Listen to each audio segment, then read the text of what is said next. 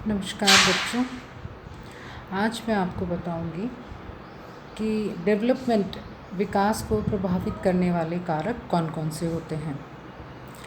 मानव विकास का अर्थ मनुष्य की कार्यक्षमता व कार्यवृद्धि में बढ़ोतरी से है। वृद्धि और विकास को सम्मिलित रूप में लिया जाता है क्योंकि बालक की संपूर्ण वृद्धि व विकास समान गति से होता है। इसमें केवल शारीरिक पक्ष ही नहीं आता बल्कि बौद्धिक, भावनात्मक और सामाजिक पक्ष भी आते हैं। बाल या मानव विकास एक स्वाभाविक निरंतर चलने वाली प्रक्रिया है, परंतु बालकों के विकास की गति में अंतर पाया जाता है। एक ही उम्र, एक ही जैसे वातावरण और एक ही जैसे खान पान के बावजूद भी बालकों के विकास और वृद्धि में अंतर पाया जाता है। मनोवैज्ञानिकों के अध्ययनों से ये ज्ञात हुआ है कि बालक के विकास को विभिन्न और अनेक कारक प्रभावित करते हैं। सभी कारक परस्पर एक दूसरे पर निर्भर करते हैं और संबंधित भी होते हैं। कुछ कारकों का विकास पर गहरा और स्थायी प्रभाव पड़ता है, जबकि कुछ कम और अस्थायी प्रभाव वाले होते हैं। अब विकास को प्रभावित करने वाले कारक, इसमें सबसे पहला आता है आनुवांशिक कारक। ये जो आनुवांशिक कारक होता है, ये वो कारक होता है जो कि पीछे से माता पिता, दादा दादी, नाना नानी, मामा मामी, इनमें इनके कोई गुण अगर आते हैं तो आनुवांशिक विकास जो होता है वो जैसा विकास माता पिता का होता है वैसा ही बच्चे में आता है। उसी तरह का स्तर बच्चे में आता है, उसी तरह की स्पीड बच्चों में आती है। तो आनुवांशिक कारक इसी तरीके से प्रभावित करता है कि बच्चे में उनके माता पिता के जो जीन होंगे, जो प्रभावित करने वाले जीन होंगे, उसके अकॉर्डिंग उनके विकास और वृद्धि पर प्रभाव पड़ता है। दूसरा है पोषक तत्व, या हम कहें पोषण स्तर कैसा है।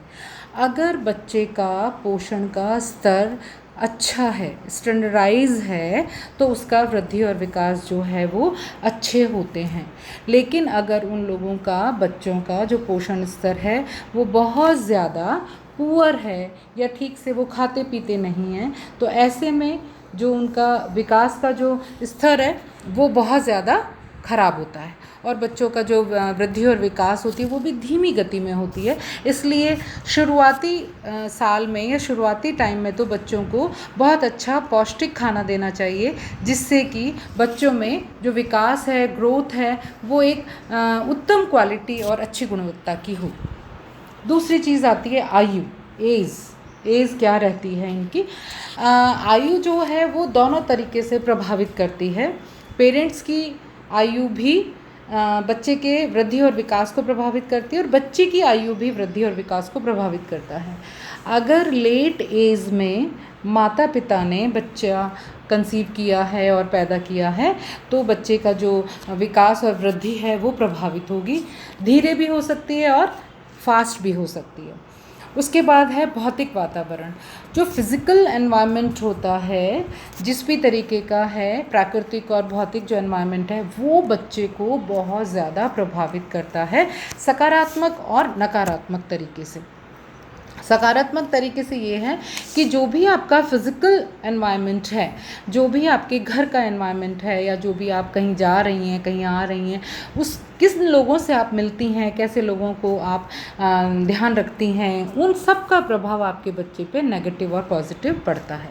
उसके बाद है पारिवारिक वातावरण। ये जो पारिवारिक वातावरण है ये भी बच्चे में पॉजिटिव और नेगेटिव दोनों तरीके के प्रभाव डालता है।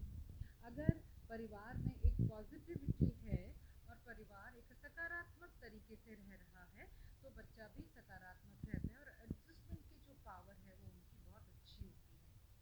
फिर है आर्थिक कारक। आर्थिक कारक जो होता है वो संपूर्ण व्यक्तित्व के विकास पे असर डालता है। अगर आपकी आर्थिक स्थिति अच्छी है तो बच्चा जैसे चाहे वैसे अपनी इच्छाओं को पूर्ण करता है और ऐसे में उसमें कुंठाएं नहीं आती। लेकिन अगर आर्थिक स्थिति अच्छी नहीं है और उसकी इच्छाएं जब वो चाहता है तब पूरी नहीं होती हैं तो उसके अंदर नेगेटिविटी आती है और उसके अंदर कुंठाएं जो हैं वो घर कर जाती हैं। परजीवी एवं संक्रमण जो है वो भी दोनों तरीके से हो सकता है कि अगर गर्भावस्था में माँ को कोई संक्रमण हो गया हो तो बच्चे के विकास को प्रभावित करेगा नकारात्मक तरीके से, या अगर पैदा होते ही या पैदा होने के कुछ टाइम बाद बच्चे में इस तरह का कोई संक्रमण हो जाए जिससे उसका कुछ टाइम के लिए विकास रुक जाए या वृद्धि रुक जाए, तो वो भी बच्चे के लिए को नकारात्मक तरीके से प्रभाव डालता है। उसके बाद है अंतःस्रावी ग्रंथियाँ।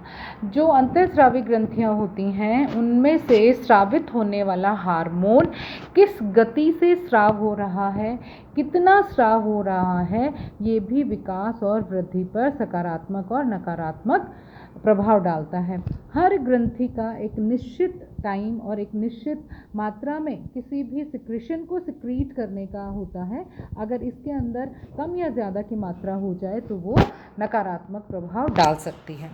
फिर है मानसिक योग्यता। अगर माता पिता की मानसिक योग्यता, वो बच्चे ज़्यादा इंटेलिजेंट रहे होते हैं तो बच्चा भी ज़्यादा इंटेलिजेंट होता है, और जो बच्चों की मानसिक योग्यता उत्तम या हाई होती है उनका विकास भी हाई और स्पीड में होता है।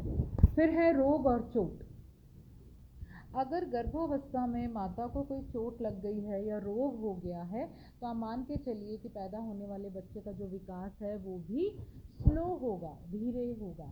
इसी तरीके से अगर विकास और वृद्धि वाले टाइम में बच्चे को रोग या चोट लग जाती है, ऐसे में उसका वृद्धि और विकास जो है उसकी गति धीमी हो जाती है और उसका जो विकास है वो रुक जाता है, और जब उसका रोग या चोट ठीक होने पर वो वृद्धि वापस स्पीड लेती है और विकास वापस होने लगता है तो वो थोड़ा पिछड़ जाता है।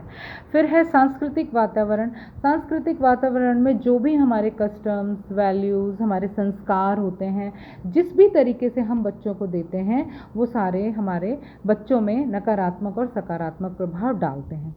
इसके अलावा है अन्य कारक। अन्य कारकों में आपके वो सारे कारक आते हैं, बच्चे का पीयर ग्रुप, आसपास का वातावरण, बच्चों का रहन सहन, बच्चों के साथ व्यवहार करने का तरीका, वो सारी जो चीज़ें हैं वो उसके अंदर आती हैं और उन्हीं से बच्चे के अंदर सकारात्मक और नकारात्मक विकास देखने को मिलता है। तो बच्चों, ये था विकास और वृद्धि को प्रभावित करने वाले कारक। अगले चैप्टर में हम पढ़ेंगे कि प्रीनेटल अवस्था में विकास कैसे और कब कब और कितना कितना होता है।